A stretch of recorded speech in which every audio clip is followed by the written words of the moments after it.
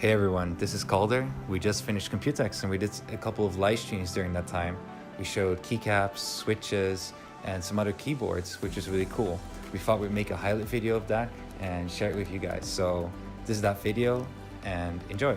Keycap lesson 101, presented by Calder featuring you. Okay, let's start with, in general, we're all interested in PBT keycaps, right? Wait, let's say 90% of this is all PBT. Can you move one step to the back? Oh, one step to the back? See all the Okay. All PBT keycaps. So we're gonna do some basic tutorial first, okay? So I don't jump into saying crap that you don't understand immediately, okay? So the basics is you have two plastic types for keycaps. One is ABS, one is PBT, okay? ABS is the kind of plastic you have on your keyboard right now, probably. Yeah, it's a nerd candy store. If you have a Wooting one, ABS plastic is also the bottom case, right?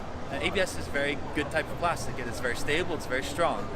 But the problem is on a keycap, after a long time use, it can start to shine. So PBT keycaps though is a more unstable type of plastic, but after a long time use, it doesn't shine and it stays very firm. That's why a lot of people prefer to have PBT keycaps. Oh, we have an extra Wooting member here. So let's first look at a couple of examples here. We're going to start with dye sublimation keycaps, okay? So let's say, okay, this keycap set here, for example, see it's really colorful, right? So that you can use different type of color plastics to make the keycaps. And then you can also see that the legends here are orange on top, so it's also colored. And you can see also with the keycaps next to it here, using Julian for Taiwan, here in green. And the way to get colors onto those keycaps, there's like, I guess, two ways you can do it. One is pad printing, so actually like printing on the legends. The other way is dye sublimation. It's something you can only do with PBT keycaps. And basically it's kind of like melting the plastic into the PBT. It's melting the color into the PBT itself. So that's why you can do like images also and more complicated stuff. You can do actual graphics.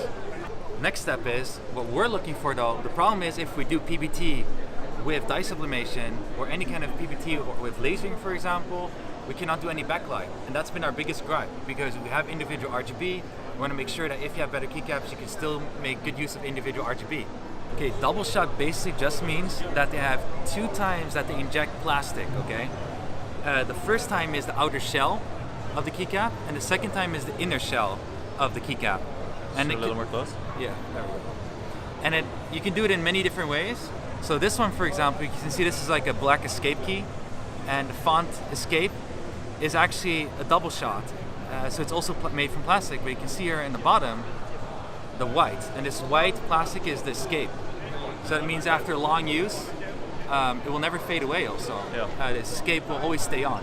That's why in a lot of like these cheap HP, Dell kind of keyboards you see in offices, or particularly at the post office where they use a numpad a lot or something like that, it's like all shiny because it's ABS plastic, and you can see that the legends are fading away because they use it so often.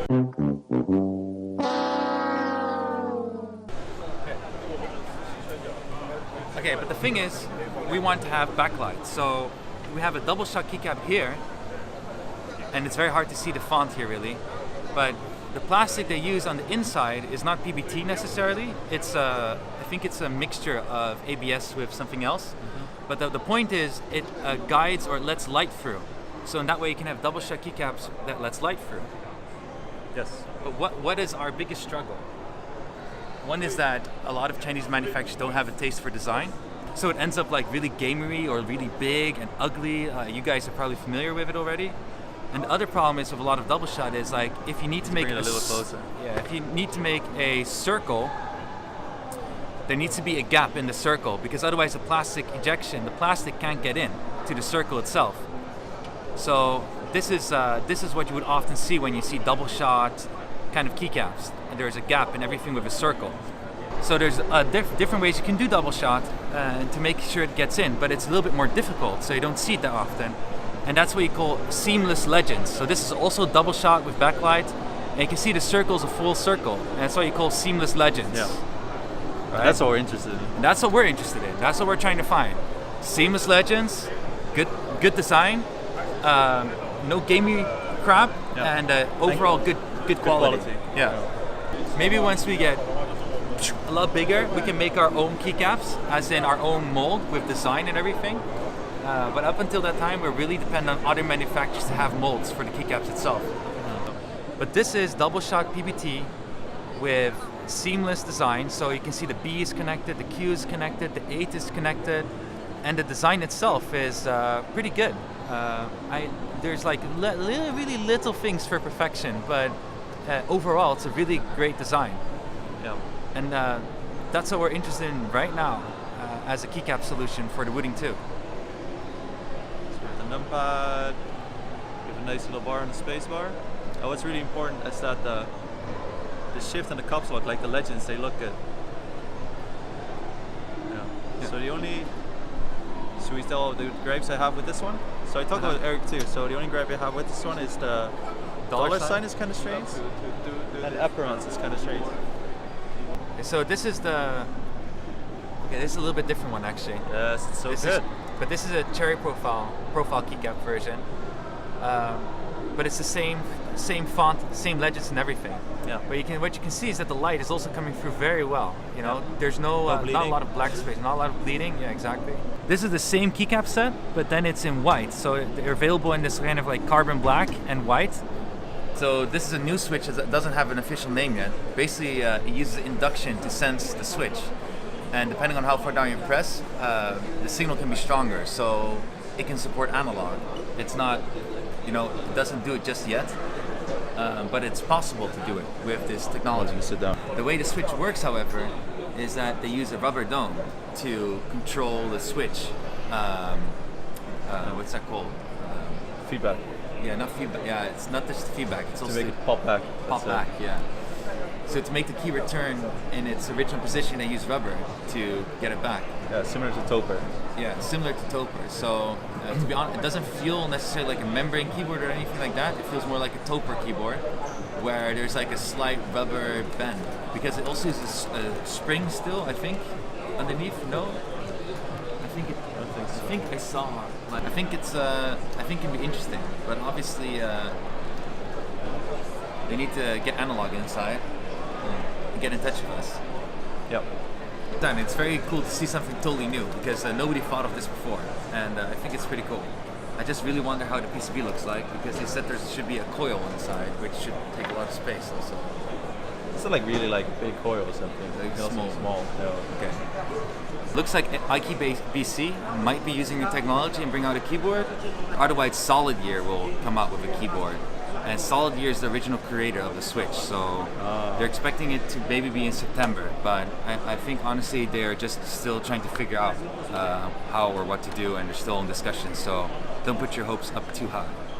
This is Vortex keyboard. Yeah. And this is a special layout that Vortex also does. Well, I'm saying special, but it's because this is 68, right? No, it's a bit more. It also has the F row. Oh, whoa! So 68 usually is only until here. Yeah. So it also has arrow keys here, and like some few extra keys here. Yeah. And this is pretty cool. This is a very interesting layout. Yeah, I think I personally really like the idea, but it's also very simple. Yeah. As you can see, it's just like a plank keyboard basically. That's 75%. Yeah. Forgot what they named this one again. 60% plus numpad. No. But actually, what's all special about this one is the keycaps installed on here. These are DSA keycaps, so you can see they're a bit taller and rounded up here on the top. Mm-hmm. And that's what you call DSA. No, I'm saying that wrong. So Input Club just recently finished a Kickstarter with the Kirra keyboard. The Kirra keyboard basically is a premium keyboard with a special layout, and Vortex now just copied the layout and made this keyboard out of it, and it's called the Hellcat. Honestly, it's just it's aluminum base, and you can see they just quickly made it as a prototype just to show off the layout. So this is a pretty cool layout, because you have like a full-size keyboard on a smaller form factor. So here's arrow key. Oh, you can't really see it now. Oh, this is even more weird. What did they do here? Okay, no idea what they're trying to do here, but usually we have the arrow keys here, and then here you have like the keys that are above the arrow keys usually, and then here you have the numpad, and usually here that we have some extra keys that you'd still be missing. I forgot which ones they are. But then you can have like a whole full-size layout with a numpad and a smaller form factor. This is a split keyboard. I don't know if I can. I don't want to break it or something, you know.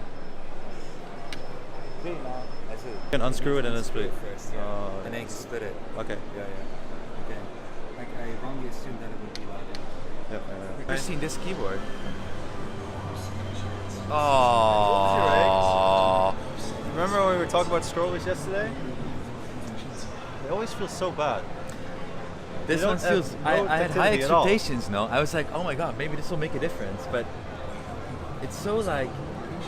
It's almost like there's like a bunch of stones underneath it, you know, and it's rubbing against it. These buttons really suck too. Yeah, and you see the whole deck is moving. Oh, this is also under. The whole deck is moving while you're pressing the button. This is the mechanical. Is it? I think so. It's really bad thick though. So let's go through all your different type of switches. Okay, you can have a longer. This is the thumb switch. Oh, okay, I see. It can be changed. I'm just looking at how it works. But then you just increase the size of the stem, and then the light is being channeled through the stem itself. Yes. Where's the LED itself? LED lights. In the middle. Is it right in the middle? On the bottom? Or Right it's in on the the top? middle. Right in the middle. Yes. So it's changed like around the stem. Yes. Logitech switch, the Amron switches. Yes. So they have the light in the middle, but then they're not like stereo mix compatible, which is a big problem. Yeah, you which cannot sucks. You have to use special keycaps. So this one. Okay, and there's like the flip side of it. The amount of brightness you can get through it is going to be a limiting factor. Yeah, I see what you mean. Yeah, so I mean, it's definitely backlit, and it's definitely backlit, but the brightness is a lot less. Yep. Yeah, so it is very even, and it lights up, but the brightness-wise, it's not bad though. No, it's It's good. pretty good. Yeah. So normally there's like a spring in the middle, and there's like a Let me click check on the this side, in a right? Yes. Oh, yeah. So this one has only one spring in the middle. Yes, only one spring. It's the torsional spring. What? Sorry? Torsional. It can Torsional. be bent. Oh, so you press it, and the spring bends, Uh-huh. and it makes a click. Yes. Oh, I see. Doesn't that decrease the lifetime? Oh, it's like a buckling spring. Oh, I IBM see. buckling spring. That's the same thing. Yeah. This type is the regular one, and these are based on the customer. If they want the return force more heavier, and we change the tooling, Okay. we use this. These feel really good. Hey, these blue. Yeah. Yeah, they do. We're looking at the laptop switches now, basically, but they don't necessarily have to be installed on laptops. They're just low-profile switches. They have two different styles. One is called scissor switch, which is this kind of switch, where you see these two things sticking outside. That's where you install the keycap on. But this is different from a regular scissor switch, to be honest. A little bit. And they have the LED assembly in the middle, so the light comes in more evenly through the middle. So it's also pretty cool. Final thing I want to show you. There's something I really, really want from these guys. Okay. I saw this one on Twitter, I think. Big switch. Yeah, this is like a book. Oh, Oh, it's a sample. It's a sample book. Yeah. It's so cool. awesome! Yeah. It's a book like a sample box. Yeah. Oh, that's so cool. Oh my god. When you have like people visit, you can just give them the book and they have Yes. everything, all the Yes, information. everything. So smart. So you have the box switch we just saw, notebook switch. All the series. Yes. Wow, that one is really interesting. This is the power switch. It's funny that they call the. Scissors. Oh yeah. This is more the real scissor switch construction. Yes. Yeah, that one is a bit different. So they this is the call real the scissor switch. like the standard. They call it traditional. I like that name. Traditional series. Yes. Yeah, it's sort of like a Old punch, cherry. like a jab, right? It's like this is old, this is traditional, but we have like all this cool new stuff. Yeah. And this is actually the switch box that's inside the mouse for your mouse clicks or your left and right clicks are on these boxes. Hey. They even do joysticks now, guys. Oh yeah. There's a switch inside the joystick, so Okay. it has to. You can press it too, Can like on the press Xbox it. controller. Okay. So you know how it Resistor. works? So it's like basically they have. So you see like there's a resistor on this side and a resistor on this side, and you basically have an X and a Y, and you just measure them both, and you just calculate the direction. Yeah, that's what I figured. But Yeah. what do you mean with resistor? It's like you literally said resistor, as in there's like a mechanical part that changes the resistance or something, and then you just Oh, measure the okay. resistance, and that's how you know how far it is pressed. Oh, okay. Because I was okay. Yeah. Okay. Okay, let's go to the next one. Okay. Okay. Thank you. She's here.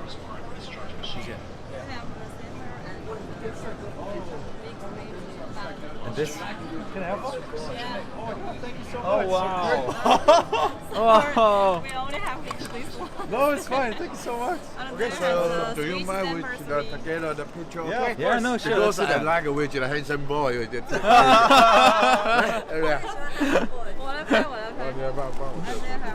This is the Masterbrain. And it makes like these kind of keyboards. Can you show them up a bit? Talk about them. Yeah, so this is the Yoda 2 keyboard. You can see that this is an aluminum frame.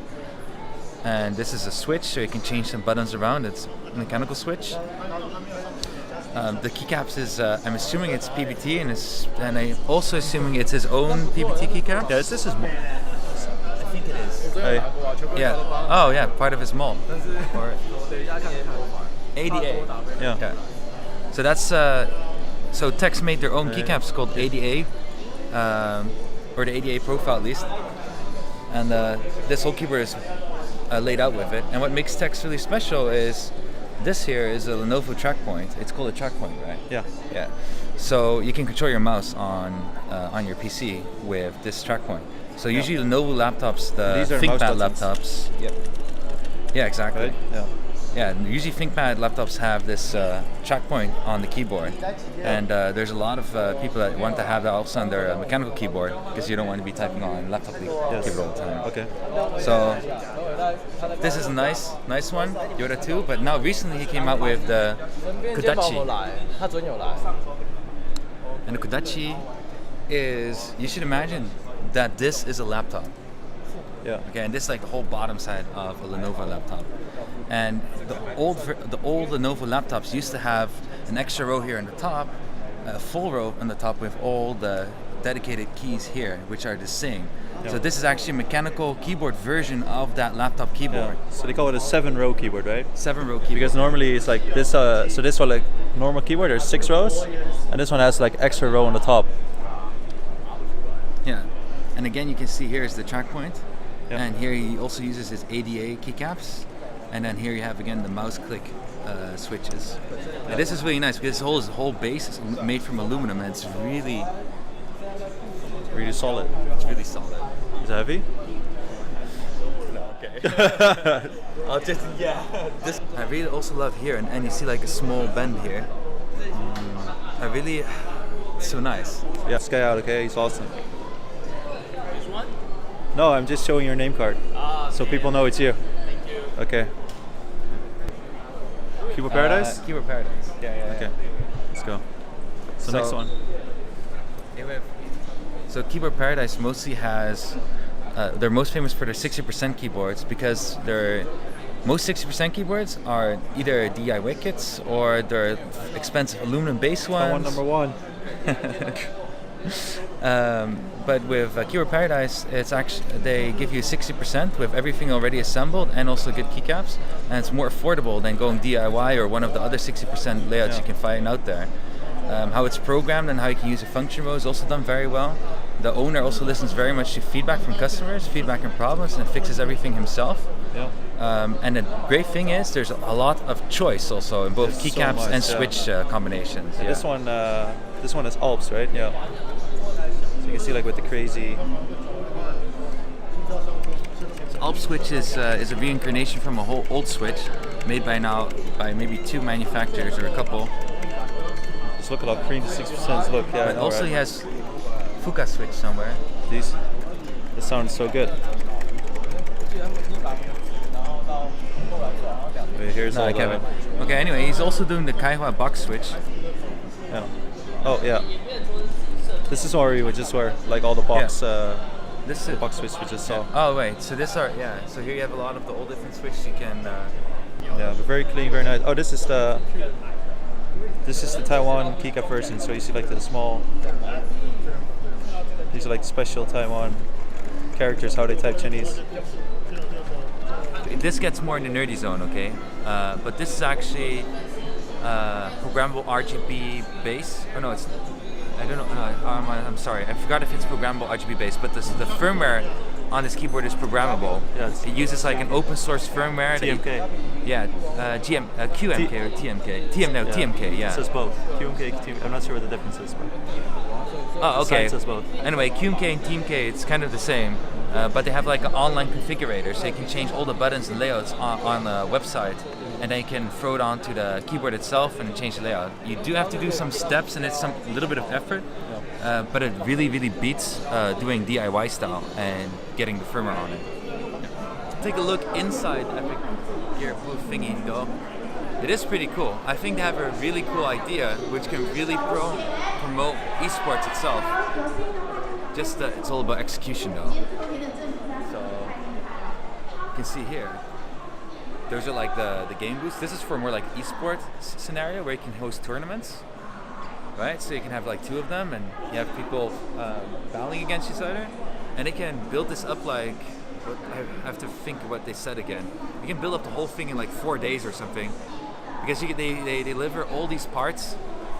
So all these parts, for example, they're all modular, so you can just take it all apart and they can build it up very fast. Epic Gear is taking a whole different turn on what they usually do, because otherwise they'll just make keyboards, mice, and that kind of stuff. So it's a whole new business model. Okay, let's get to the mechanical keyboards. Oh yeah. Most so-called gaming gear is so ugly, overpriced, and often just bad. Okay, I'll just take a couple steps back because I'm sorry I have to. I appreciate the business model they made, but there you go. That's your PC gaming keyboard, man. So awesome. It's a modular one, so you can take off the sides and the front and the top. Yeah, but that's exactly what you just said. Here we have a keyboard. I'm just gonna try out the scroll wheel here. It's total crap. Problem with this one is there's no like tactile feedback. It just turns, and it turns like quarter way. It doesn't stop because of some kind of tactile feedback. It just stops because the turning mechanism just kind of sucks. Any plans for scroll wheel volume control on a Wooting? Well, in our original plan, we did have this idea of adding a scroll wheel to the keyboard, with a bunch of other ideas, but we canceled on it because the availability and the thing we wanted was just not available. And we're really afraid that if we start doing it, it would complicate things and we would get stuck because of that. And it's not the most important function of the keyboard, so we canceled the idea. So let's go for rundown on these Ultima switches. So Ultima switches is, for some reason, they're not really popular. I don't know why nobody uses them. I don't know if they do OEM for others, but they're actually not that bad. And I think they're by far one of the cheaper switches you can buy. Maybe they positioned them too cheap, I don't know. So what happens very often is that you have like the RGB light on the top, like here. So RGB light is mounted on the top, but then with this keycap, you can also see the bottom one relatively well on a very big distance. So I was wondering if they use some sort of special technique to see it better. Let me see it. Take a look at the keycap. So I think it's because where's the camera? Oh, here. You can see that it just shines right through. One more to the right. Because the light is on the top, so this one is very bright, and this one is just less bright. And I think it also influences the color a little bit, but it should be. See real quick. Yeah, it's just one LED. See, you see, it's like an orange shape, and because it's so bright, and this on the top side, it becomes more yellow. and on the bottom you can see it's more orange. Oh, this one is loose. It's a lot Like lower. low. Yeah. Oh, I see. Yeah. I think it probably has 3 millimeter range. Yeah, looks like it. This is an optical switch? Yes. And the way you can see it's an optical switch is because of the bottom. Here you can see there's this. You can see the middle of the stem there, and you can see it goes all the way down, and then it sticks out a bit. And essentially, what it does, you have a laser here. Yeah. So See the red thing appearing? It's like red rocket. Right? It's like a red. So the red thing that is appearing is when I press it down, and that will block the light, and that's how you know the key is activated. yeah. So it's slightly different than what we use, because we use a reflection of light, and that's how you can also get the analog signal. So this one, it's also an optical switch, Yeah. but it's just on or off. It's just like either the light goes through or it's completely blocked. Yep. Everybody for joining. It was a lot of fun. I had a lot of fun. It was good. The live stream was pretty fun to do. Yeah. Okay. Bye bye. Bye bye. Bye bye.